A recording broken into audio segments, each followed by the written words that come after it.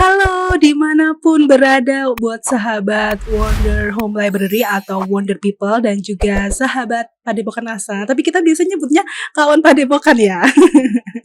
Nah, ini seneng banget ya, ini bincang seru komunitas kita yang ketiga. Dan seperti biasa, Nana nggak sendiri ya. Nana ada bintang tamu di sini dari Yogyakarta Mengajar. Halo kakak-kakak. Seneng banget nih ketemu kakak-kakak berdua ini. Dan pengen dong lebih kenal, lebih dekat gitu. Boleh kenalan dulu? Mungkin dari Kak Ose dulu. Kalau ini main lempar aja nggak biasa. Ya, perkenalkan nama aku Rosa Rusden Dewi, biasa dipanggil Rosa. Aku relawan YM tahun 2019. Ya, apa lagi? Lebih jauh di relawan, Oke. kemudian apa aja perannya di YM gitu Iya, mungkin?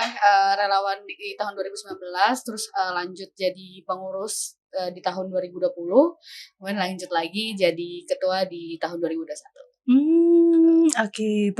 Lumayan panjang, tapi juga ini ya, penuh dengan makna gitu ya. Amin. Nah, Kak Ose, ini awalnya kenapa nih tertarik jadi relawan Yogyakarta Mengajar? Kalau aku kenapa tertarik, karena dari dulu emang udah pengen jadi relawan sih Mbak, gitu. Walaupun emang tadinya nggak kepikiran untuk di bidang pendidikan. Nah itu jadi udah kepengen aja gitu. Nah nggak sengaja juga sebenarnya kalau ternyata oh ini di pendidikan, karena dulu pas kuliah kan zamannya kayak ya udah ayo aja loh, kayak mau ngapain tuh kegiatan aja ya udah semua diambil gitu Mbak. Nah ternyata oh ya udah lama-kelamaan malah jadi suka dan senang gitu. Awalnya tahu komunitas Yogyakarta Mengajar ini gimana ceritanya? Awalnya dari teman Oh, gitu. Teman teman. ikut, malah yang mengundurkan diri. Oh. Malah aku yang lanjut Mbak, gitu. Loh kebalik gitu kan. Gitu diajak doang sih Mbak. Oke, jadi awalnya malah diajak ya, bukan yang cari tahu dulu, oh ada komunitas IM nih, aku pengen join. Iya, enggak sih Mbak, gitu. Mhm. Dikasih tahu dari teman. Oke, nah sekarang sampingnya nih. Nah, boleh kenalan dulu nih Kak. Saya Fauzi, sama kayak Pose, sebenarnya relawan 2019. Cuma di tahun 2020 udah sebelum nggak jadi pengurus dulu langsung jadi ketua dari 2020. Oh iya. Jadi 2019 jadi relawan, 2020 jadi ketua. Jadi melewati perjalanan yang cukup rumit juga di dalam gitu ya, karena di 2019 memang banyak kegiatan GM dulu. Banyak kegiatan, banyak kepanitiaan dan lain-lain. Terus kemudian saya aktif, kemudian akhirnya dipercaya jadi ketua di 2020. Terus kemudian di 2021 dilantik sama kaos. Oke. Jadi kalian berdua ini masuknya barengan ya, Betul, jadi relawan 2019 ya, gitu. Oh, oke. Boleh tahu nggak pada waktu itu 2019 itu relawannya Yogyakarta Mengajar itu berapa jumlahnya? Banyak ya kayaknya.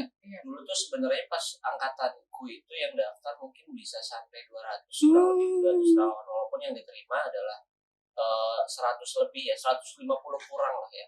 Jadi sebenarnya ada proses seleksinya juga dan lain-lain, karena kita memang ada proses pengisian form dan lain-lain gitu. Terus kemudian ada interview yang lolos form itu. Terus aku Osa itu kebetulan lolos gitu. Akhirnya kita interview, akhirnya kita diterima gitu sih. Oke, jadi sebenarnya banyak ya relawannya Yogyakarta Mengajar itu ya. Dan waktu itu rata-rata apakah ada yang mungkin sudah bekerja atau apa memang mayoritas adalah mahasiswa? Kalau itu sih terbuka untuk siapapun sebenarnya, bahkan kan kerelawanan kan. Nah itu ada yang dulu SMA juga, ada yang kuliah juga, ada yang kerja juga. Walaupun sebenarnya kebanyakan itu mahasiswa ya Pak ya, karena mungkin mahasiswa pengen punya kegiatan di luar gitu. Kayak aku dulu misalnya tiba-tiba juga sih ya, tiba-tiba juga sih sebenarnya. Tiba-tiba pengen punya relasi di luar gitu, lebih luas gimana sih ini gitu lah, udah ikut komunitas aja lah gitu. Walaupun mungkin ini adalah opini saya sebenarnya, mungkin adalah teman-teman mahasiswa yang masuk ke YM juga sebenarnya awalnya juga kayak tadi, nggak diniatin masuk ke pendidikan dan sosial gitu misalnya, terus tiba-tiba akhirnya nyemplung ke YM, terus tiba-tiba akhirnya kok ternyata seru nih dunia pendidikan dan sosial gitu, kita berkecimpung sama dunia anak-anak, terus akhirnya mau nggak mau jadi kita tuh ngedalemin informasi soal pendidikan mereka itu gimana sih dan lain-lain gitu. Menarik banget. Nah, berarti kita bisa ngobrolin dong tentang bagaimana sih awalnya komunitas Yogyakarta Mengajar ini bisa terbentuk. Oh ya, mungkin aku ya. Sebenarnya ini cerita dari sebenarnya aku kan masuk 2019, jadi mungkin nanti kalau ada teman-teman YM yang nonton terus kayak ada koreksi mungkin di kolom komen aja ya. Tapi yang aku tahu mungkin dari cerita-cerita dari alumni gitu ya, bahwa YM kan sebenarnya di 2015 itu ada teman-teman dari SMA kelas 2 yang ada bikin kegiatan gitu. Bikin kegiatan namanya, komunitas mereka dinamain Gangsal Angkringan sebenarnya, karena mereka berlima. Dan angkringan itu kan mungkin mau representasi dari Jogja gitu ya, jadi mungkin Gangsal Angkringan. Terus kemudian mereka bikin kegiatan ada kegiatan lingkungannya, mereka ngambil sampah di Alkit dulu gitu kan. Terus ada pendidikannya juga. Nah, yang punya kecenderungan untuk jangka panjang itu pendidikan, akhirnya pendidikan dilanjutin dulu di dekat Pandak, jadi di Bantul. Pertama kali itu di Bantul. Nah, habis di Bantul ada teman-teman di founder ini berlima, mereka ngerasa bahwa ini kayaknya sayang untuk berhenti gini aja gitu. Nah, ada juga dari ada LSM namanya apa? LSM yang Mbak tahu kan? Reksadia Utami. Iya, RDU. Ada RDU, ada LSM namanya Reksadia Utami. Beliau ngebantu teman-teman di YM dulu pas ngebangun untuk kemudian nemuin wilayah dampingan di Yogyakarta. Terjadilah akhirnya 8 atau 9 wilayah dampingan yang akhirnya memantik YM untuk mengambil banyak relawan untuk biar terjun ke masyarakat langsung. Itu kurang lebih, jadi ceritanya kurang lebih kayak gitu. Bentar, berarti YM ini baru terbentuk tahun berapa ya? 2015. 2015 oleh 5 orang ini tadi ya?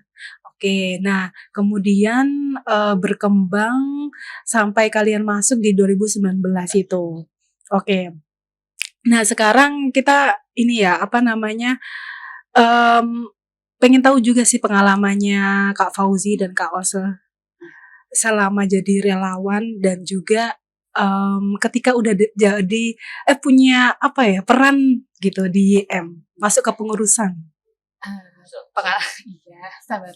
Pengalaman aku pasti menarik banget, Mbak. Karena di sini aku diajarin untuk banyak hal sebenarnya, antara aku sama anak-anak, antara aku sama relawan, antara aku sama pengurus, antara aku sama alumni-alumni, terus juga antara aku sama pihak-pihak eksternal. Dan itu tuh masing-masing punya kesan yang beda-beda gitu. Karena di kerelawan ini sendiri kan kita pasti setiap orang punya tujuan beda-beda, Mbak, punya makna yang beda-beda. Mungkin bagi aku atau bagi Mas Fauzi atau bagi teman-teman relawan yang lain yang mungkin udah bertahan lama gitu ya di Yogyakarta Mengajar, mereka udah nggak mikirin lagi tuh tentang ambisi pribadi gitu kan. Karena kalau di sini pakai ambisi pribadi, kayaknya banyak banget nih hal yang mungkin sebenarnya ya enggak, kita kan bareng-bareng gitu. Kita di komunitas gitu kan. Terus juga setiap orang punya makna yang beda-beda terkait dengan kerelawan itu sendiri, Mbak. Ada mungkin teman-teman yang ya udah ketika aku rela, ya udah aku pas rela aja untuk kegiatannya gitu. Ada juga yang teman-teman yang memang ya aku relawan gitu. Apapun aku kerjain, seloyal itu aku kerjain apa-apa gitu kan. Nah, itu juga cukup ngajarin aku gitu kan, Mbak. Terus untuk hubungan interpersonal juga, Mbak, gitu kan, gimana kita mengelola relawan, gimana kita mengelola suatu program, gimana kita juga memutuskan suatu hal gitu kan. Karena di posisi ini kita juga di posisi jadi ketua itu kan harus bertanggung jawab atas program, atas jalannya semua kegiatan gitu kan, Mbak. Jadi kalau ada apa-apa ya kita gitu kan. Apalagi kalau mungkin dari aku sendiri kan, karena aku dari pengurus itu sendiri, Mbak, atau enggak dari yang sebelumnya itu sendiri. Jadi aku banyak sama teman-teman yang relawan, yang dulunya relawan ya. Jadi itu juga cukup bikin aku kayak susah untuk mendelivery sesuatu, karena kan di fasenya Mas Fauzi itu COVID ya, Mbak. Jadi nggak banyak kegiatan. Terus di aku itu harus membuat kegiatan kan, membuat sesuatu yang baru. Gimana caranya bisa kegiatan lagi, dan gimana aku mentransfer sesuatu kegiatan ke teman-teman relawanku itu juga cukup luar biasa banyak pertimbangannya gitu kan. Dan aku juga di situ posisinya harus bertanggung jawab ketika di situ juga masih ada fase-fase kayak takutnya gitu loh, Mbak, teman-teman untuk melakukan sesuatu gitu. Gimana kalau ternyata terjadi sesuatu gitu. Dan itu juga bikin aku untuk mengontrol kan Mbak, mana nih emang yang itu harus kita bener khawatirin, gimana juga ternyata khawatir itu bisa bikin kita malah itu bagus loh khawatir tuh gitu. Kita tahu ada loh ini worst case-nya kayak gini, terus kita harus kayak gini. Ternyata kegiatannya harus ke depan tuh kayak gitu. Itu sih Mbak. Sebenarnya banyak banget ya karena 3 tahun mungkin ya, 3 tahun 4 tahun di EM tuh masih banyak banget hal gitu. Masih banget makna banget di aku. Bahkan sampai saat ini mungkin banyak banget ngapain lagi sih gitu kan, udah selesai, udah mungkin udah break juga, udah apa gitu, tapi ternyata masih mau kegiatan di GM karena di GM ini bukan cuma ngajarin tentang ambisi pribadi, tapi ada makna yang lain gitu Mbak. Ada hal-hal yang bukan cuma untuk diri kita sendiri, tapi ada juga untuk orang lain. Iya, bener banget. Aduh, aku tuh jadi kayak juga flashback ketika aku jadi relawan sama kayak Kak Ose gitu ya. Kita walaupun punya cita-cita pribadi ya masuk komunitas, tapi ada cita-cita yang lebih besar, cita-cita bersama, cita-cita komunitas itu sendiri. Nah, jadi ini relate juga kayak gitu. Sesama relawan kan merasakan ya. Kita nggak boleh egois, kita pengen ini, pengen itu, tapi ada tujuan yang lebih penting. Apakah itu tercapai apa enggak gitu di komunitasnya. Kalau dari Kak Fauzi sendiri nih, pengalaman jadi relawan, kemudian pengalaman jadi ketua juga gimana sih? Dari aku sendiri sebenarnya nggak expect juga ya bakal jadi pada akhirnya jadi ketua gitu. Karena pas daftar aku juga backgroundnya sebenarnya anak teknik, masuk sebagai anak teknik, kemudian tiba-tiba terjun di aktivitas sosial gitu ya, nggak tahu apa-apa pendidikan dan gitu, sosial. pendidikan sosial gitu kan. Jadi nggak tahu apa-apa sebenarnya. Terus kemudian ketemu sama teman-teman yang ya tadi aku bilang bahwa kebetulan kita cocok sevisi semisi dan lain-lain gitu ya. Nah YM tuh buat aku di perjalanan pas di YM itu buat aku akhirnya ngerasa bahwa ternyata nggak cuma berkomunitas doang, tapi kayaknya ada pelajaran spiritualnya juga di YM. Jadi sebenarnya makin kesini, makanya sampai sekarang juga aku masih memperjuangkan itu gitu sebenarnya. Masih berjuang itu di platform-platform lain gitu ya tentunya ya. Karena misalnya sekarang aku kerja di industri pendidikan juga gitu dan lain. Jadi aku sebenarnya masih memperjuangkan hal itu karena ini tumbuh dari YM, dari pas dulu di YM aktif jadi relawan, punya pengalaman yang paling berkesan adalah sekolah ASA. Kita datang ke salah satu sekolah di Gunung Kidul. Ada anak-anak yang datang ke situ tuh jalan kaki 1 jam dan lain-lain gitu ya. Kita kesana tuh nginep 1 malam di sekolahnya. Dengan toilet yang seadanya dan lain-lain gitu. Bagi aku itu adalah rasa salah satu bentuk refleksi juga sih bahwa kita tuh sudah dibekali dengan segini fasilitas dan lain-lain di kota dan lain gitu kan. Terus kemudian pas kesana banyak anak-anak yang ketika kita kasih buku, kita kasih tas, kita kasih sepatu, kita bisa ngelihat matanya tuh berbinar-binar gitu. Nah, itu juga aku juga ngomong sama merinding ya. Maksudnya tapi jadi nginget momen itu soalnya. Jadi itu juga jadi salah satu hal yang sampai sekarang kenapa aku masih sangat tertarik sama dunia pendidikan. Masih punya cita-cita bahwa betapapun banyak yang ngomong pendidikan kita tertinggal 128 tahun dari negara maju gitu misalnya, tapi aku rasa bahwa pendidikan Indonesia juga layak diperjuangkan gitu. Dari manapun teman-teman yang di komunitas, teman-teman yang sekarang kerja, teman yang kuliah, yang mungkin akan jadi guru dan lain-lain, karena mungkin juga pepatah dari Ki Hajar Dewantara juga ngomong bahwa kita semua murid, kita semua guru. Jadi aku rasa sih ini layak diperjuangkan. Nah, hal yang kayak gini aku dapetin di YM. Jadi mungkin kalau misalnya teman-teman baru denger kayak apa sih gitu kan, tapi aku ngerasain selama 2 tahun 3 tahun di YM bener-bener ngerasain itu semua, dan hasilnya pemikiran gue yang seperti ini. Aku melihat pendidikan dari sudut pandang yang sekarang karena terbentuk di komunitas YM ini. Jadi gak expect banget, awalnya cuma pengen nyari relasi doang, ternyata nyebur dalam dan ngerasa punya kecocokan di sini gitu sampai sekarang gitu. Jadi benar-benar punya ini ya arti yang dalam ya YM buat Kak Fauzi sendiri ya. Tadi aku sempat juga ini ya ikut merinding juga ketika membayangkan anak-anak yang dapat tas, dapat apa namanya, buku, terus mereka seneng banget. Itu kayak, ya ampun, kita aja kayak hal itu tuh kayak gampang untuk kita dapatkan gitu ya. Kita kadang suka nggak menghargai apa yang kita punya, kayak pengen beli tas baru, pengen ini, pengen itu, padahal di sana masih banyak anak-anak yang itu hal yang mewah gitu ya. Nah, itu tadi udah di-spill sama Kak Fauzi, tentang ada salah satu program dari Yogyakarta Mengajar yaitu Sekolah Asa. Ya. Boleh nggak ini diceritain lebih lanjut program-program yang ada di Yogyakarta Mengajar? Sebenarnya salah satu sekolah asa, yang lain kita ada festival anak. Festival anak itu sebenarnya adalah cara kami atau di Yogyakarta Mengajar menghadirkan sebagai bentuk untuk wadah teman-teman atau anak-anak di Yogyakarta, khususnya sebenarnya untuk wilayah dampingan, tapi ini juga sebenarnya diikuti oleh teman-teman di Yogyakarta maupun sekitarnya gitu, untuk menampilkan ekspresi atau hobi mereka, kayak ada yang pidato, ada yang tari, ada yang apa gitu. Jadi kita pengen menampilkan mereka. Terus karena kita punya wilayah dampingan ya, kita pengen juga teman-teman di wilayah dampingan ini juga punya rasa percaya diri. Kita kasih panggung gitu-gitu ya.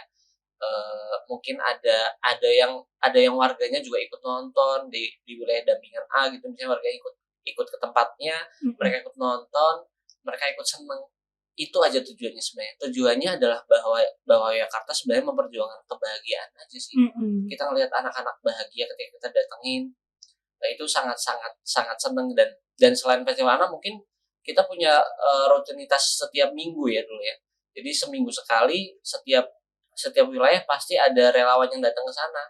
Biasanya udah dijadwalin, misalnya di bulan ini setiap hari Rabu bakal ada teman-teman dari Yogyakarta Mengajar ketemu sama anak-anak gitu. Okay. Permainannya apa? Permainannya nanti kita sama anak-anak deh bareng-bareng gitu. Yang penting nanti permainannya bisa juga ngasih pelajaran tentang tanggung jawab, mungkin ngajarin anak-anak untuk ngelakuin kalau salah, berani dan lain-lain. Jadi game-game yang coba kita lakukan di sana adalah itu. Makanya mungkin di luar dari ini aku coba ngobrol sama Mbak Nana bahwa Yogyakarta Mengajar juga memperjuangkan pendidikan, lebih ke pendidikan karakter daripada pendidikan formalnya gitu. Nah, tadi sekolah asa, festival anak, program rutin ke adik-adik gitu ya. Kalau dari Kak Ose sendiri mengalami ini nggak, perbedaan nih, kalau waktu program-program di tahun 2019 itu kayaknya kan, masih belum pandemi toh? Iya, kemudian menjadi ketua di tahun 2021, 2022 yang tadi struggle untuk memulai kembali kegiatan, itu gimana menurut Kak Ose? Sebenarnya kan pasti kan suatu program itu kan kita balikin dulu ya Mbak ke pengurus-pengurusnya. Sebenarnya maunya seperti apa gitu kan. Lebih baik kita meneruskan yang sudah ada atau kita membuat sesuatu yang baru gitu kan. Tapi memang mungkin karena ada beberapa hal yang kayaknya susah ya Mbak untuk menjelaskan sesuatu hal gitu. Misalkan sekolah asa aja gitu kan. Untuk teman-teman yang udah pernah melakukan sekolah asa itu mungkin kayak oh ya udah oke kita ngelaksanain lagi, tapi bagi teman-teman yang mungkin belum tuh kayaknya oh aku sangat excited, lebih excited lagi kan.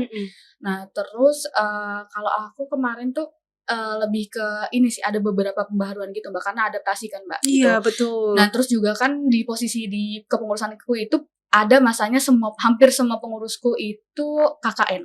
Jadi kosong Mbak. Jadi posisinya sangat-sangat kosong, cuma ada ya beberapa orang, dan itu pun beberapa orang itu kurang aktif lah Mbak gitu. Jadi untuk mengadakan kegiatan ketika kekosongan itu tuh cukup membuat banyak tantangan ya Mbak gitu kan. Karena bingung juga Mbak, kalau nggak ada nanti teman-teman relawan ngelos juga Mbak gitu. Iya. Bisa aja hilang kan di posisi saat itu. Tapi kalau misalkan ada kegiatan, gimana nih posisi pengurus juga nggak terlalu bagus gitu. Nah akhirnya di situ mulai adaptasi lagi, mulai kayak balikin lagi kayak oh apakah kita lebih ke media sosialnya atau kita lebih ke mungkin kayak tadinya sempat mau blog atau apa kayak gitu, tapi ternyata nggak jalan kan Mbak, karena memang ya udah SDM dari pengurusnya itu sedikit gitu. Terus pernah ada YM Ramadan kemarin, YM Ramadan, terus juga ada YM Berkarya, itu turunannya dari festival anak sih sebenarnya. Boleh dijelasin nggak YM Berkarya ini ngapain aja? Sama YM Ramadan tuh ngapain aja? Iya. Waduh, pada sering konsultasi. Maaf Mbak, ini emang kita kurang briefing. Nah kalau YM Ramadan itu sebenarnya lebih ke konten dan podcastnya sih, karena kan kita pas lagi di masa Ramadan itu nggak banyak kegiatan walaupun ada sih yang beberapa yang emang aktif kegiatan mengajarnya yang tiap minggu itu, tapi kita lebih banyak nyiasatinnya kalau misalkan lebih banyak kegiatan di Instagramnya. Karena kan pada saat itu juga ternyata ya nggak tahu ya Mbak, itu di luar dari kendali Instagram YM tuh hilang gitu. Iya. Sempat hilang kayaknya. Iya. Dan sampai sekarang nggak balik. Yang nggak Kita bikin balik. Instagram baru. Oh, yang Iya. akhirnya buat Betul, Instagram betul, baru. betul. Makanya Iya. buat ngisi konten juga ya. Iya. Ya, akhirnya untuk mensiasati kayak ya udahlah, kita mungkin di bulan Ramadan ini lebih banyak di media sosialnya. Kita ada podcast, kita ada konten-konten gitu, Mbak. Terus juga ada kemarin tuh ada ya ini sih kayak buka bersama gitu Mbak. Gitu. Terus kalau YM Berkarya ini kan sebenarnya turunan dari Festival Anak. Yes. Cuma aku perluas aja Mbak gitu, karena aku pengen juga nonjolin bahwa ada karyanya, ada hasilnya gitu, ada wujudnya. Jadi setiap teman-teman yang habis kegiatan itu hasil dari karya anak-anak itu bisa ditampilkan gitu, bisa kita hargai, kita apresiasi, karena kan memang kita lebih ke informalnya gitu kan Mbak. Jadi kayak pasti banyak banget karya-karyanya anak-anak gitu. Kita lebih tampilin di situ, ada pamerannya juga. Terus ada juga ya anak-anak semua hampir 8 wilayah Dampengan itu tampil gitu Mbak, sesuai dengan bakatnya mereka gitu. Wah. Terus juga kita waktu itu ngadain workshop sama anak-anak gitu. Jadi kita lebih istilahnya mengadakan yang berkarya itu lebih dalam lagi gitu Mbak. Ada karyanya, ada hasilnya gitu, secara outputnya tuh jelas secara fisiknya gitu aja sih Mbak. Mungkin kalau festival anak kan meramaikan kegiatan-kegiatan berkaitan dengan anak, bagaimana mereka bisa ikutan, contohnya biasanya apa aja kalau kegiatan di festival anak? Di festival anak biasanya 6 bulan atau 3 bulan ya, 3 bulan sebelum tampil kita tuh udah pada latihan tuh di wilayah masing-masing. Ada yang nampilin angklung gitu, ada yang nampilin drama gitu misalnya. Jadi udah seru-seruan aja gitu. Cuma memang dipersiapkan agak jauh-jauh hari tuh karena memang butuh kekompakan dan lain gitu sih. Jadi kayak semua wilayah juga pengen kayak wilayahku bagus nih loh tampilannya gitu sih. Jadi ada apa ya, melatih keberanian mereka dan lain-lain gitu, cuma kurang lebih kayak gitu kurang lebih acaranya. Nampilin anak-anak cuma paling kemarin pas aku jadi koordinator acara, aku bikin talkshow pendidikan juga. Jadi selain nanti ada anak-anak, paginya itu ada talkshow pendidikan untuk teman-teman mahasiswa dan lain gitu. Nah, kalau yang aku tangkap dari yang YM Berkarya, ya, itu berarti dia punya produk lebih ya, untuk karya lebih untuk ditampilin gitu. Iya. Sebenarnya itu kan tadinya niatnya untuk ini juga Mbak, ngundang yang eksternal juga dari kayak masyarakat umum. Cuma karena kan kemarin itu ada beberapa hal dan kita lebih intimate gitu sama anak-anak. Jadi emang dikhususkan untuk ya udah dari kita untuk kita gitu. Walaupun ya di situ kan juga ada pengunjung-pengunjung yang lain kan Mbak gitu. Jadi mereka juga bebas untuk masuknya gitu. Gitu. Kita juga tetap informasiin di Instagram gitu Mbak. Kalau misalkan mau datang silahkan aja. Oke. Ini aku masih kepikiran Instagramnya YM yang menghilang ini. Iya. Pada waktu itu udah berapa nih followersnya? Udah banyak. 4.000. Mungkin 4.000-an ya. 4.000-an. Dan kita tuh bangun dari nol banget tuh Mbak. Dari YM awal sampai akhirnya di 2018 mungkin mulai naik, 2019 mulai naik, 2020 mulai naik. Pas kepengurusan OSE hilang tiba-tiba Instagram. Kayaknya tuh kalau nggak salah ada kebijakan pokoknya minimal 13 tahun apa gitu Instagram yang boleh pakai gitu kan. Terus karena Instagram, karena kan pas dulu ini YM kan pasti kelahirannya sesuai dengan YM-nya aja gitu kan. Jadi kita nggak kepikiran sejauh itu tuh. Terus pada akhirnya nggak tahu kenapa tiba-tiba hilang dan kita udah coba balikin dengan pokoknya ada segala usaha udah kita kerahkan lah ya. Tapi ternyata Tuhan berkehendak lain. Iya, jadi harus bikin baru, harus berjuang biar ada konten-konten di Instagram barunya YM ya. Tapi itu cukup cepet sih Mbak sekarang gitu kan, followersnya udah hampir 1.000 juga. Jadi kayak alhamdulillah banget itu, walaupun ya kita misalkan ada di posisi saat itu ya, tapi alhamdulillah untuk kerjasama untuk dari segi kayak followersnya itu, jadi itu udah oke banget sih Mbak gitu. Jadi udah alhamdulillah banget gitu. Walaupun kita agak ya kenapa gitu kok bisa terjadi ini gitu kan Mbak. Tapi alhamdulillahnya ya masih banyak banget yang mau dan percaya sama YM sih gitu. Karena kan kegiatannya juga enggak pada saat itu doang ya Mbak. Jadi udah lama juga dari 2015. Jadi tetap tetap untuk brandingnya masih ada gitu. Ya sebenarnya yang akhirnya kita sayangkan gitu ya Mbak, karena Instagramnya hilang gitu adalah sebenarnya dokumentasinya sudah begitu banyak dari awal jadi tuh itu yang sebenarnya sih agak ngerasa aduh kenapa bisa hilang sedih dari gitu ya sedih kan. karena mungkin selain di media sosial teman-teman kan juga yang nyimpen di folder dan mungkin ada yang hilang dan lainnya gitu kan, sedangkan kan yang di media sosial biasanya tuh ya udah di situ terus gitu kan. Kadang kita kalau pengen flashback cerita-cerita kita yang kemarin tuh lihat lagi ke Instagram, wah kayak gini. Terus sekarang tuh tinggal ya udah gitu ya. Maksudnya paling mungkin ada beberapa sih ya, ada beberapa yang mungkin dimasukin lagi yang dulu masih ada yang dimasukin lagi, ya kita coba usahakan untuk historinya juga tetap ada dan lain gitu. Nah, mungkin aku juga mau mengingatkan buat Wonder People dan kawan Padepokan nih yang lagi dengerin, boleh langsung ya follow Instagramnya ya Kata Mengajar. Kita support bareng-bareng biar bertambah lagi followersnya. Nah, aku mau balik lagi ke program. Nah, kalau misalkan tadi Kak Fauzan itu jadi relawan 2019, kemudian jadi ketua 2020 sampai 2021. Otomatis itu pandemi ya. Nah, Kak Ose ini kan harus melaksanakan program ketika mulai berkegiatan lagi, walaupun pandemi tapi sudah muncul, udah boleh berkegiatan. Nah, selama pandemi itu gimana Kak Fauzan? Jadi sebenarnya dulu harusnya ada kalau di Yogyakarta ada serah terima jabatan gitu ya, kayak bisa jadi ketua dilantik gitu kan ya. Harusnya di Juli kalau nggak salah, itu kita mundur sampai September kalau nggak Oktober. Jadi dan pelantikannya pun online dulu aku, jadi nggak ngerasain bener-beneran nggak ngerasain vibe-nya pelantikan gitu ya. Terus tiba-tiba dilantik, habis itu ngurusin teman-teman yang nggak kemana-mana. Kita mau ngapain nih gitu kan? Jadi sejauh itu kita coba pikirkan juga sama teman-teman yang lain, sebisa mungkin kita bisa gerak ke teman-teman di wilayah dan lain-lain. Kita coba ajak diskusi stakeholder di wilayah, apa yang mereka butuhin kira-kira gitu. Karena dulu November itu sebenarnya masih tinggi, cuma tingkat kebutuhan dari masyarakat itu sebenarnya juga sangat-sangat udah ngerasain dampaknya ke anak-anak mereka gitu.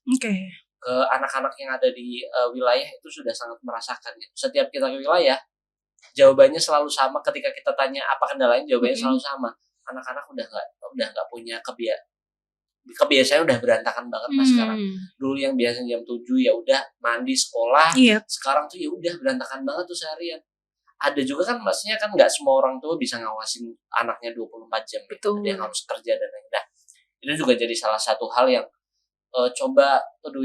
ini juga jadi salah satu concern anak-anak generasi pandemi atau bahkan pasca pandemi ini gimana, kita ngurusnya gimana. Dan pelan-pelan kita tetap di wilayah, kita coba hadir lagi ke masyarakat gitu ya. Tentunya terbatas karena ada beberapa wilayah juga yang dulu tuh kita biasanya misalnya sebulan ngajar di wilayah A, tiba-tiba nanti ada yang COVID, kita harus berhenti tuh mau nggak mau, karena kita nggak pengen ada apa-apa. Jadi betul. Berhenti selama waktu yang kita tentukan, habis itu mulai ngajar lagi. Besok ada yang kena lagi, kita berhenti lagi. Sangat-sangat terkendala sebenarnya. Jadi 6 bulan pertama kepengurusanku itu struggle banget Mbak, ngurusin ini ngadepin anak-anak gimana, ngadepin relawan gimana. Jadi itu struggle banget. Dan dari 8 wilayah dulu kita pas kepengurusanku tinggal 7 karena yang satu memang zona merah dulu di daerah dekat Malioboro di Bantaran. Itu zona merah. Jadi kita nggak mau zona merah, nggak bisa. Kita nggak mau maksain, tapi kita tetap jalan di zona-zona yang mungkin kita bisa lakukan di sana. Akhirnya mau nggak mau berhenti, jeda terus jalan lagi 6 bulan, terus kemudian makin membaik.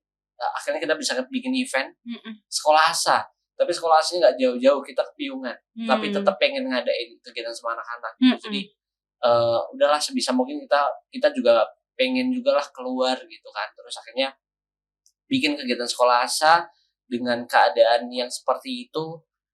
Agak takut juga Mbak dulu sejujurnya betul. Karena aku takut ini takut itu, terus dilalah punya teman-teman atau punya tim yang ya udah kita coba beraniin diri, coba tanggung bareng-bareng kalau memang ada apa-apa. Kita coba jaga sebisa mungkin dengan niatan yang kayak gini, udahlah jalan aja. Nanti kalau ada apa-apa memang ya udah kita sama-sama bertanggung jawab gitu. Jadi struggle banget, makanya akhirnya kepengurusanku yang tersisa hanya Rosa yang akan menjadi ketua, kan cuma Rosa doang kandidatnya gitu kan. Jadi memang kefilter banget, terkurasi habis tuh Mbak sebenarnya.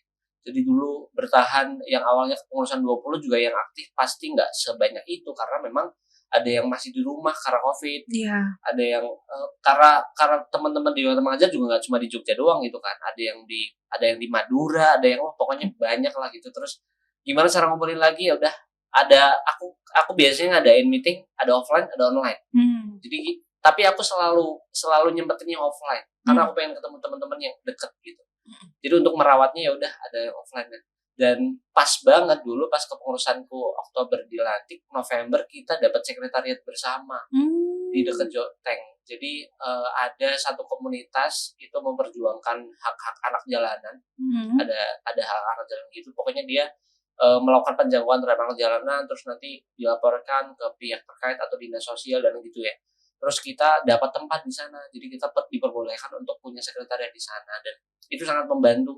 Karena pada akhirnya kita sering kumpul di rumah gitu karena kafe-kafe dulu tuh kan masih berjarak kan ya kita nggak boleh duduk sebelahan tuh gitu kan percuma dong kalau kita kumpul kita kumpul terus duduknya jauh-jauh teriak-teriak apa gimana nggak bisa tetap nggak ini makanya pada akhirnya Sekre sangat membantu kita untuk komunikasi jadi makanya dulu kalau ada apa-apa ya udah hampir tiap hari atau seminggu 2 kali 3 kali itu pasti ke Sekre untuk ketemu sama mereka gitu ya terus harus adaptif banget dulu. Tiba-tiba ada yang COVID ini, tiba-tiba yang COVID itu. Jadi sebenarnya kita nggak pusing mikirin YM, kita pusing mikirin COVID. Banyak yang dipikirin ya. Banyak banget jadi mungkin itu sih Mbak pengalaman pas di zaman-zaman COVID. Luar biasa. Itu punya Sekre. Sekarang masih di situ? Masih boleh dipakai Mbak sebenarnya. Karena kan sebenarnya Sekre itu juga nggak yang kalian setahun tanda tangan kontrak selama setahun boleh di sini besok udah nggak bisa gitu nggak yang kayak gitu ya mereka juga sangat terbuka untuk komunitas sosial dan pendidikan atau komunitas sosial lain gitu ya jadi mereka sangat terbuka juga ketika kita kesana mereka malah seneng banget gitu ya akhirnya ada kegiatan banyak nih di sini anak-anak muda berkumpul karena yang di Sekre tersebut sebenarnya orang-orang yang sebenarnya udah cukup berumur gitu ya nggak muda lagi sih gitu. Cuma memang mereka masih memperjuangkan hak-hak yang anak jalanan itu dan kita coba bikin misalnya ada program kolaborasi atau apa kayak gitu kita selalu ada diskusi itu Mas jadi kita jadi akhirnya punya mentor komunitas gitu ya selain kita komunitas sendiri gitu ya kita juga kadang diskusi sama komunitas lain yang ada di sektor tersebut gitu sih Mbak. Nah ini biar ini ya sahabat semua bisa tahu kalau misalkan ternyata YM tuh punya sekretariat gitu. Nah, siapa tahu pengen main. Gitu. Tadi di tempatnya kalau ini aja Mbak, kalau misalkan ini cari di LKS Indrianati. Ya. LKS Indrianati di Maps itu udah. Nanti itu ya. Oke. Itu biasanya teman-teman ini masih kalau boleh main tuh biasanya hari-hari apa ya? Sebenarnya kalau ada orang di sana boleh main aja sih. Kalau nggak ada orang juga sebenarnya boleh aja Mbak. Karena kan sebenarnya terbuka gitu loh Mbak. Kalau misalkan emang mau ada kegiatan di sana malah terbuka banget. Karena mungkin juga mereka juga kan mungkin dulu pernah jadi relawan juga ya Mbak. Bahkan mungkin sampai saat ini juga masih relawan. Jadi mereka juga terbuka buat teman-teman yang muda, yang relawan gitu kan. Gitu. Terus aku juga kadang kalau betapapun aku udah lama ya Mbak jadi ketua, nggak terjun langsung ke lapangan dan lain-lain, cuma aku masih main ke Sekre. Kayak kemarin aku baru aja silaturahmi Sekre gitu ya, ngobrol-ngobrol sama teman-teman komunitas yang lain di sana, terus kita ngobrol lama dan jadi sebenarnya Sekre juga masih terbuka gitu untuk teman-temannya, bahkan untuk teman-teman yang di luar komunitas pun kita juga terbuka kalau misalnya kita pengen ngadain pertemuan, kita pengen diskusi di sana juga kita sangat-sangat terbuka. Oke, jadi nggak apa-apa main ya buat relawan YM yang mungkin pengen silaturahmi lagi ke Sekre-nya itu sangat terbuka ataupun di luar YM juga boleh main, boleh mungkin siapa tahu nanti bisa berkolaborasi, bersinergi bersama kayak gitu. Nah, aku sekarang tertarik pada YM itu kan concern di bidang pendidikan karakternya anak ya. Kalau boleh tahu nih Kak Else, itu maksudnya bagaimana Kak? Mungkin lebih gampangnya itu kayak budi pekertinya Mbak, kayak tata krama gitu kan, terus juga kayak hal-hal yang mungkin sebenarnya itu basic Mbak, kayak misalkan disiplin gitu kan, sebelum mereka tuh berkegiatan sama kita juga kita kan harus mengkondisikan mereka kan Mbak. Gimana?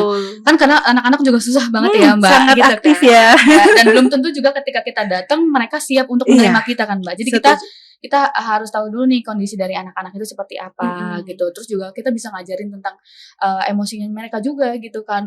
Kan pasti kan ada yang, "Ah enggak Mbak, aku nggak mau kegiatan nih karena misalkan dari rumahnya udah bad mood duluan," kayak Mhm. gitu-gitu kan Mbak. Terus nanti kan itu bisa bisa istilahnya kita tahu gitu loh Mbak, oh, anak-anak tuh lagi pengen kegiatannya apa gitu Mhm. kan. Terus lebih ke hal-hal yang selain kayak gitu, apa sih potensi mereka sih Mbak biasanya gitu. Kalau misalkan di kita ada yang bisa nari, kita ajarin nari gitu Mbak. Mhm. Terus, apalagi ya Mas Willy? Ya, Ya nggak lebih ke jauh-jauh dari itu sih Mbak, nggak karakternya jauh sih dari Mbak gitu, kita yang kita bentuk supaya mereka lebih baik lagi gitu. Karena kan sopan Mmm. santun, tata krama, budi pekerti gitu-gitu Mbak. dan Mhm. mungkin yang jadi tantangan adalah ketika kita ke sana kita ngasih ruang yang edukatif gitu ya Mbak. Kita pengen bahwa ketika kita tinggalin mereka di sana atau mereka dengan lingkungan sekitar juga lingkungannya masih edukatif tanpa ada YM gitu. Jadi sebenarnya tujuan utamanya YM bahkan untuk menciptakan ruang yang lebih edukatif untuk mereka gitu. Jadi kita ke sana untuk membiasakan mereka untuk ngomong sama orang tua tuh gimana sih gitu. Terus tanggung jawab dan lain-lain gitu kan. Terus ketika kita pengennya ketika kita udah nggak di sana pun mereka juga masih tertanam nilai-nilai itu gitu Mbak. Jadi sebenarnya fokus kita lebih ke situ sih Mbak.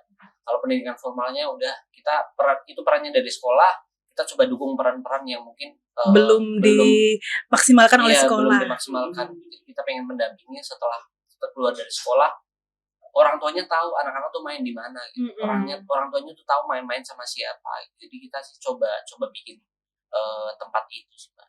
Mhm. Nah, sekarang aku mau tanya ke Kak Osa gini, tadi kan, YM ini pengen, membangun pendidikan karakter buat anak-anak ya.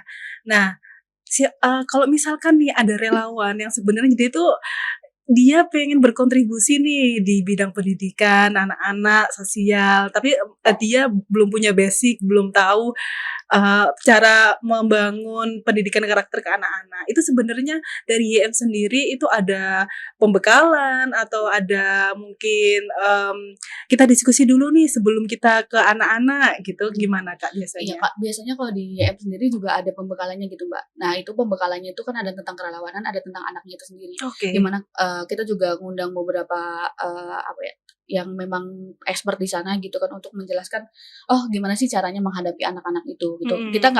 nggak mikirin juga kalau misalkan, ya kita sangat terbuka ya Mbak kerelawanan itu bagi siapapun gitu, Mhm. tanpa milih-milih, oh ini latar belakangnya ngambilnya yang pendidikan aja, atau ngambil yang PAUD aja nih, yang ngambil PGSD atau gitu kan.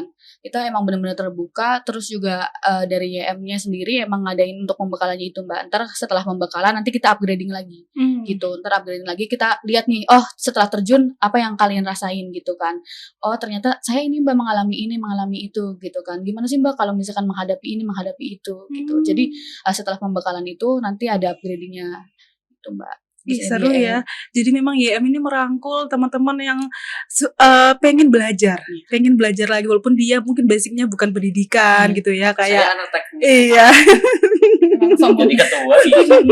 Nah, makanya Iya. mungkin buat Wonder People sama kawan padepokan nih kalau mau berkomunitas ya, sebenarnya walaupun kita merasa, "Aku belum tahu nih tentang pendidikan, aku nggak pede nih." Ternyata komunitas Yogyakarta Mengajar ini welcome ke semua Betul, teman-teman, betul. gitu. Jadi jangan takut merasa, "Aku nggak pernah ngajar, aku nggak pernah interaksi sama anak-anak," gitu-gitu kan, nanti sama YM bakal dirangkul. Nah, kalau gitu nih, sekarang aku pengen tahu juga tantangan terbesar dalam berkomunitas ya. Tadi sebenarnya udah banyak Iya. spill sih Iya iya. sebenarnya, tapi mungkin boleh diceritain lagi, mungkin ada yang belum, diceritakan tentang tantangan dalam berkomunitas, terutama di Yogyakarta Mengajar. Dari Kak Fauzan Oke, dulu. sebenarnya tantangan berkomunitas karena mmungkin komunitas di Yayasan Mengajar juga independen ya, dia nggak di bawah siapa-siapa, nggak ada donatur tetap dan lain-lain gitu. Jadi memang kita berdiri sendiri. Kita mau ngadain event ya udah kita nyari duit sendiri buat ada event gitu. Gimana Mhm. caranya gitu kan?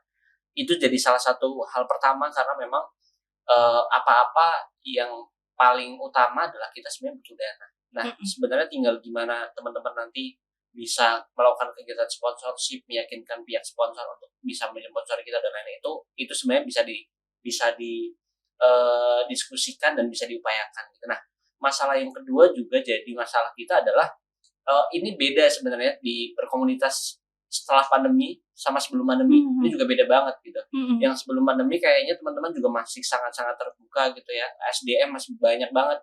Mhm. Mereka masih senang banget punya kegiatan sosial dan lain-lain gitu ya. Nah, aku juga ngalamin di masa-masa pandemi kita ada relawan itu memang agak menurun sih intensitas mereka pengen ketemu dan lain itu memang Mhm. agak menurun gitu ya.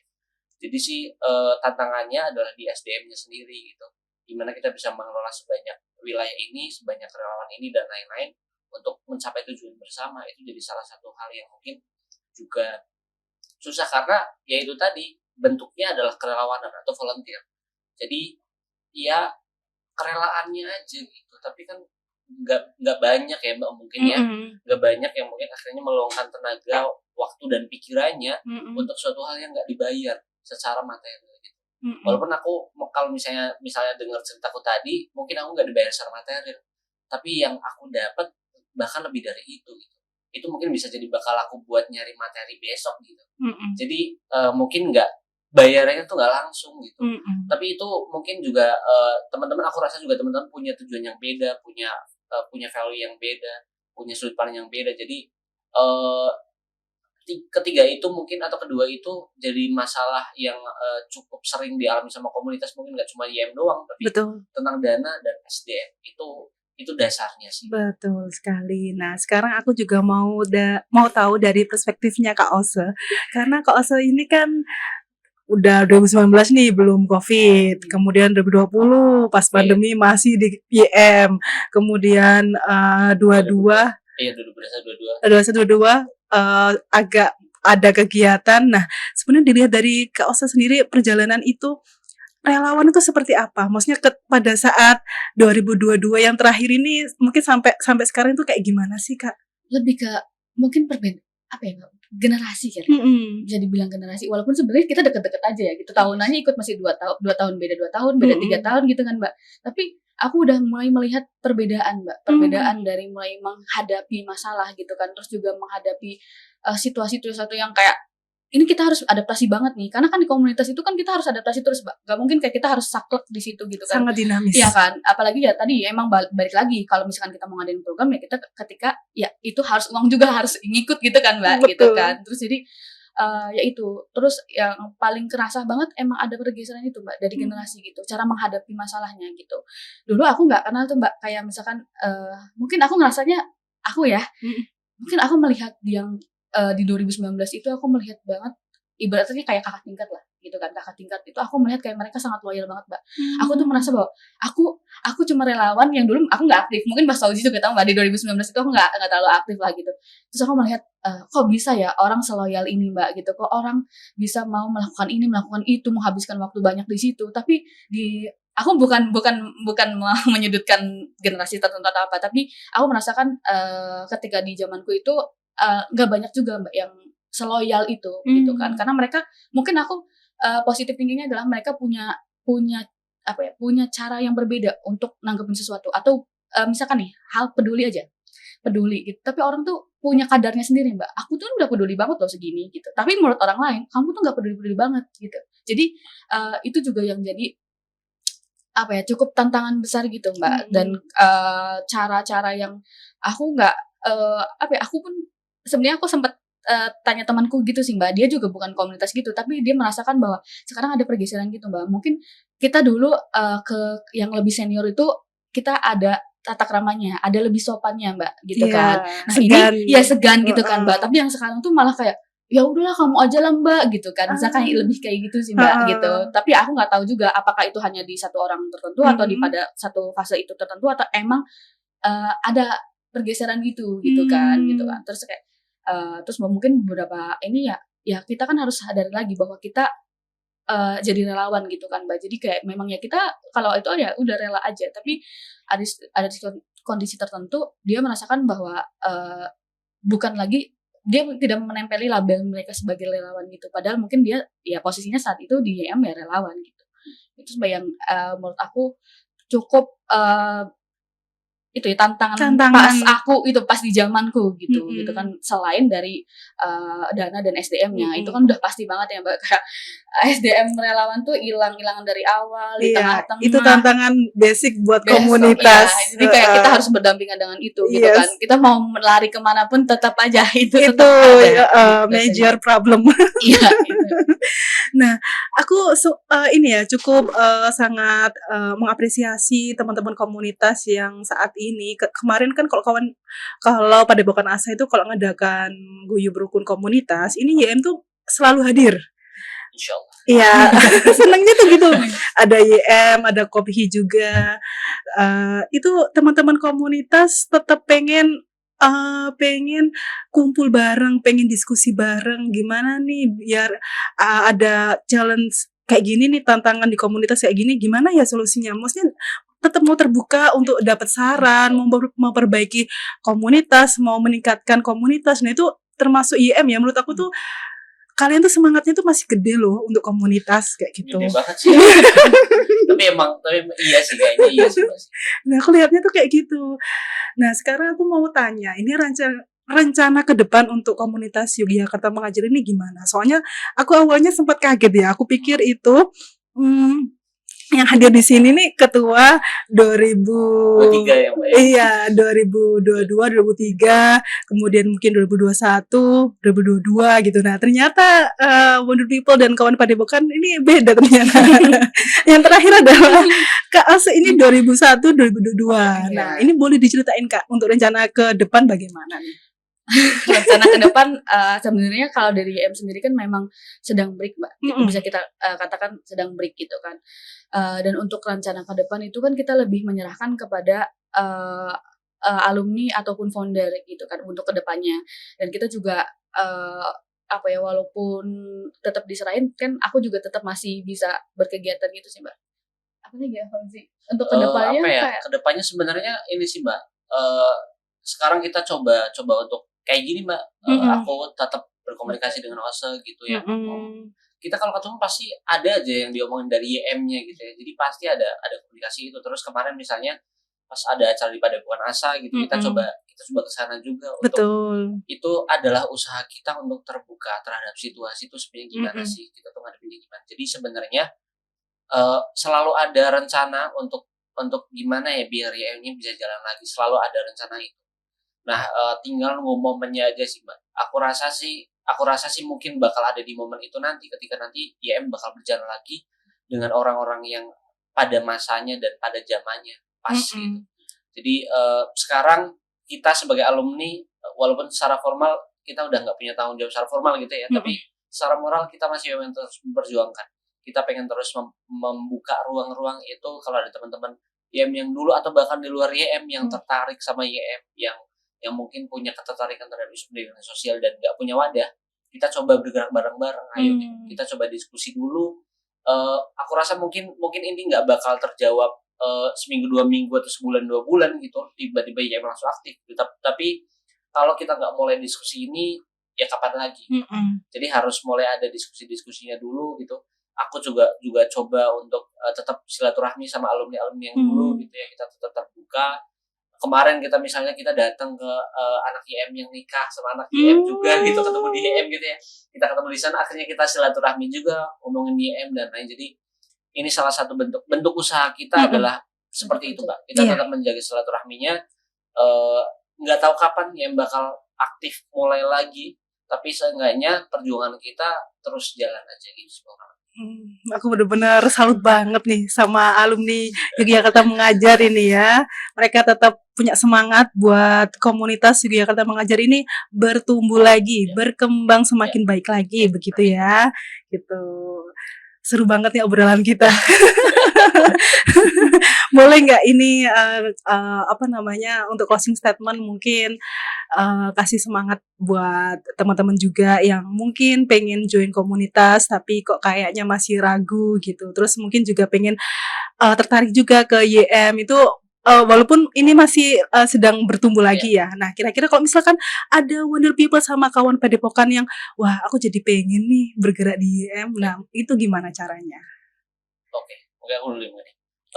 Sebenarnya tinggal bisa DM Instagramnya aja sih sebenarnya sih. Jadi DM Instagram kita juga mungkin terbuka di Instagram untuk melakukan diskusi-diskusi dengan teman-teman gitu ya yang di luar YM. Kalau yang di YM sebenarnya sih kita udah punya grup ya. Jadi sebenarnya di grup WA gitu kita juga bisa ngobrol-ngobrol di sana gitu. Cuma yang di luar dari YM boleh banget juga kalau misalnya tertarik dengan YM, punya ide, punya inisiasi tentang YM gimana dan yang lain.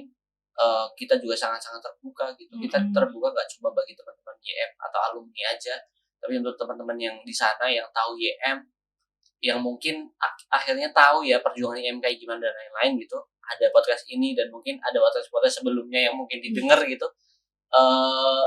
Coba DM aja gitu, karena ya itu tadi sih aku bilang bahwa kita tuh tetap terbuka kok. Ayo kita coba diskusi lagi, ayo kita coba susun rencana-rencana lagi gitu. Yang tadi aku udah bilang bahwa mungkin nggak bakal cepet, tapi aku rasa itu bakal terjadi. Aku sih masih meyakini. Ada jalannya. Kalau dari Kak Oso? Ya selain dari DM-nya mungkin bisa hubungi salah satu dari kita aja sih Mbak gitu. Karena kan kita juga masih ya terbuka untuk berkegiatan gitu kan. Jadi mungkin bisa hubungin dari salah satu dari kita, entah itu relawan, pengurus atau alumni. Terus kita mungkin juga dari kalian ada kegiatan atau mau bikin sesuatu yang baru gitu di DM atau mau langsung jadi ketua boleh ya Mas Fauzi ya. Boleh. Nah, itu asalkan memang punya keyakinan, terus punya komitmen juga, terus punya rencana-rencana ke depan yang kita bisa usahakan bareng-bareng, itu bisa banget gitu Mbak. Kita juga terbuka untuk siapapun gitu, nggak mandang latar belakang atau pendidikan usia dan segala macam. Enggak, IM sangat merangkul untuk semua kalangan yang punya jiwa relawan yang tinggi, yang peduli sama pendidikan, peduli sama anak-anak, sosial dan masyarakat. Pokoknya IM sangat terbuka ya. Dan mungkin terakhirnya adalah bahwa sekarang kita alumni dan mungkin yang dulu udah kerja relawan dan lain-lain, sekarang yang kita pikirin ya YM-nya, bukan siapa-siapanya lagi, bukan Ose, bukan Fauzi, bukan siapa-siapanya lagi, cuma YM. Gimana YM-nya nanti bisa jalan, gimana YM bisa bertumbuh. Karena kita ngeliat YM ya sebenarnya sih sayang aja kalau berhenti. Kita udah jalan sejauh ini gitu ya, jadi pengennya masih tetap lanjut. Jadi ya itu tadi sih bahwa aku juga masih punya keyakinan bahwa suatu saat juga nanti YM bakal jalan lagi kok. Karena break belum tentu berhenti. Iya. Kemarin juga di tanggal 5 itu sebenarnya aku ini Mbak nerima kolaborasi. Oke. Gitu. Ya, jadi masih nerima kolaborasi gitu. Kemarin itu ada dari Pekan Inspirasi Jogja itu ngadain pameran. Terus akhirnya YM ya disitulah pameran meramaikan juga. Meramaikan juga. Nah, itu. Jadi buat Wonder People sama kawan Padepokan yang pengen gabung sama YM, itu jangan ragu-ragu, tadi udah disebutin, boleh boleh DM, boleh hubungin dari pengurusnya atau alumninya kayak gitu. Nah, terima kasih banyak untuk Kak Fauzi, Kak Ose. Terima kasih juga Mbak yang udah berbagi cerita tentang komunitas Yogyakarta Mengajar. Semoga cita-cita YM ini terus bertumbuh ya. Dan aku yakin juga ini mungkin ini akan jalan jadi panjang ya untuk menuju ke komunitas kembali berkegiatan, kembali aktif kembali. Tapi pasti ketika selalu digaung-gaungkan nih, ada semangatnya, ada kok nanti. Sekali lagi terima kasih ya udah hadir di Bincang Seru Komunitas kita yang ketiga, dan kita akan ketemu lagi di Bincang Seru Komunitas selanjutnya. Jadi tetap di sini di Bincang Seru Komunitas Padepokan Asa dan juga Wonder Home Library. Thank you, bye bye. Terima kasih semua.